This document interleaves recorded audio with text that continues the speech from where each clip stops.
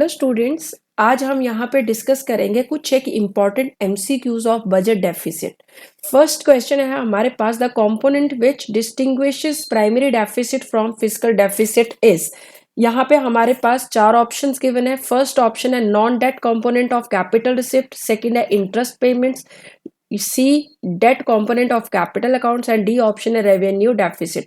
तो ऐसा कौन सा कंपोनेंट है जिससे हमारा प्राइमरी डेफिसिट और फिस्कल डेफिसिट में डिफरेंस आता है? तो हमारे पास जो है इंटरेस्ट पेमेंट जो है यहाँ पे करेक्ट ऑप्शन हो जाएगा। और इसका जो प्राइमरी डेफिसिट है इसका फॉर्मूला क्या होता है? Primary deficit is equal to fiscal deficit minus interest payments. तो इसलिए बी ऑप्शन यहाँ पे करेक्ट हो जाएगा। अब हमारे पास नेक्स्ट क्वेश्चन आता है, if borrowings and other liabilities are added to budgetary deficit.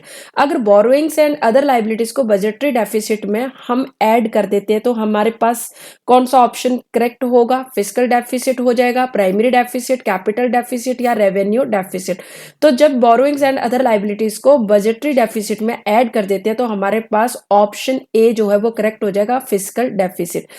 अब हमारे पास फिस्कल डेफिसिट का फॉर्मूला क्या होगा? Fiscal deficit is equal to, हमारे पास आ जाएगा fiscal deficit is equal to budget deficit plus borrowings plus other liabilities. तो इसलिए यहां पे हमारे पास करेक्ट ऑप्शन क्या आ जाएगा? A option, fiscal deficit. Next question, a deficit in balance of payment can be corrected bye. कैसे बैलेंस ऑफ पेमेंट अगर deficit हो जाता है बैलेंस ऑफ पेमेंट में तो कैसे करेक्ट किया जाएगा? Options, reduction in interest rate, B discouraging capital inflow, C an increase in interest rate या फिर restricting remittances.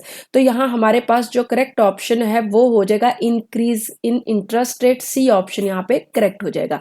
Next question assertion reason का है, तो देख लेते हैं। यहाँ पे एजर्शन दे रखा है, fiscal deficit is the difference between government total revenue and total expenditure. बिल्कुल ठीक है एजर्शन।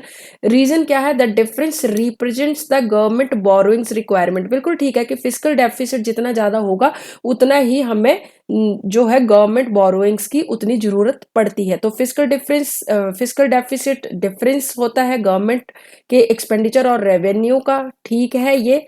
और इसका जो डिफरेंस होता है उसका मतलब होता है कि हमें उतना उधार लेना पड़ेगा गवर्नमेंट को। तो यहाँ पे दोनों ही ऑप्शन करेक्ट हैं। तो ए जो है यहाँ पे both A and R true and R is the correct explanation for A. ये ऑप्शन जो है वो ए करेक्ट हो जाएगा यहाँ पे। अब हमारे पास नेक्स्ट क्वेश्चन आता है, एजर्शन रीजन का ही क्वेश्चन है। एजर्शन दे रखा है हमारे पास, primary deficit includes interest payments on debt. तो यहाँ पे एजर्शन तो गलत हो गया क्योंकि प्राइमरी डेफिसिट जब भी हम कैलकुलेट करते हैं तो इंटरेस्ट पेमेंट्स को इंक्लूड नहीं किया जाता है। प्राइमरी डेफिसिट का हमारे पास फॉर्मूला क्या होता है? Primary deficit is equal to fiscal deficit minus interest payments. तो यहाँ पे क्या लिखा है? इसमें इंक्लूड्स लिखा है, तो इसलिए एजर्शन तो गलत हो गया। अब रीजन की बात की जाए तो reason, interest payments are not considered a productive expenditure. बिल्कुल ठीक है कि इंटरेस्ट पेमेंट जो होती हैं वो प्रोडक्टिव एक्सपेंडिचर नहीं होती हैं। तो यहाँ पे एजर्शन तो रॉन्ग हो गया बट रीजन जो है वो करेक्ट है। तो यहाँ ऑप्शन जो है वो कौन सा करेक्ट हो जाएगा? ए रॉन्ग बट जो आर है वो ट्रू हो जाएगा। तो यहाँ पे ये है हमारे पास डी ऑप्शन में, तो यहाँ पे डी ऑप्शन जो है वो करेक्ट हो जाएगा।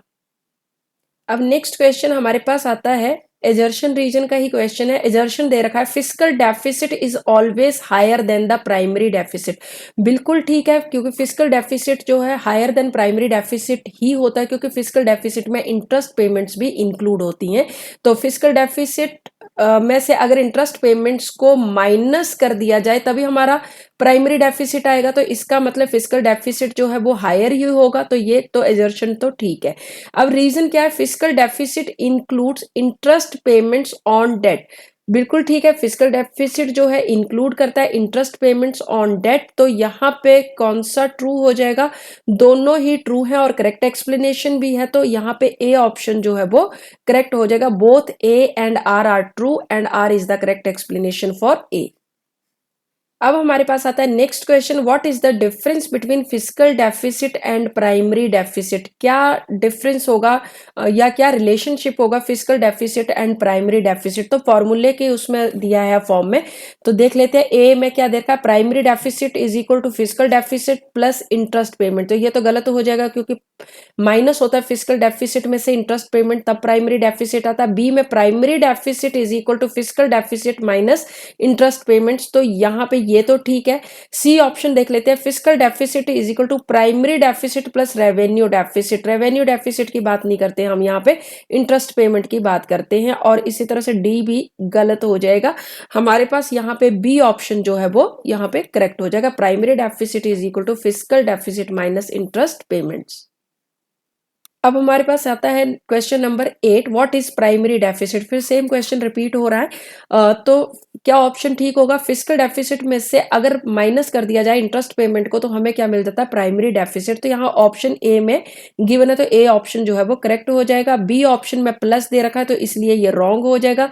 सी में रेवेन्यू डेफिसिट दे रखा है तो ये भी गलत हो जाएगा। Revenue deficit plus capital expenditure तो ये भी गलत हो जाएगा, इसलिए हमारा ए ऑप्शन जो है वो यहाँ पे करेक्ट हो जाएगा। Next question, which of the following is true about primary deficit. फिर से प्राइमरी डेफिसिट के ऊपर ही क्वेश्चन है कि क्या ट्रू है। तो includes interest payment on debt, या फिर exclude interest payment on debt, या always higher than fiscal deficit, या always lower than revenue deficit. ये तो गलत है, always lower than revenue deficit ऐसा कुछ होता नहीं है। फिस्कल डेफिसिट से हायर होगा, ये भी बिल्कुल गलत है कि प्राइमरी डेफिसिट तो हमेशा कम होता है फिस्कल डेफिसिट से। Exclude interest payment on debt और include interest payment on debt. तो प्राइमरी डेफिसिट की जब भी हम बात करते हैं तो फिस्कल डेफिसिट में से हम क्या माइनस करते हैं, इंटरेस्ट पेमेंट्स को। तो इसका मतलब प्राइमरी डेफिसिट में इंटरेस्ट पेमेंट्स इंक्लूड नहीं होती है, तो यहाँ बी ऑप्शन करेक्ट हो जाएगा, exclude interest payment on debt. अब आता है हमारे पास next question, how does an increase in interest rates effect fiscal deficit. Interest rate अगर इंक्रीज हो जाता है तो उसका फिस्कल डेफिसिट पे क्या इफेक्ट होगा, reduce fiscal deficit, increase fiscal deficit, no impact on fiscal deficit, या अनसर्टेन इम्पैक्ट।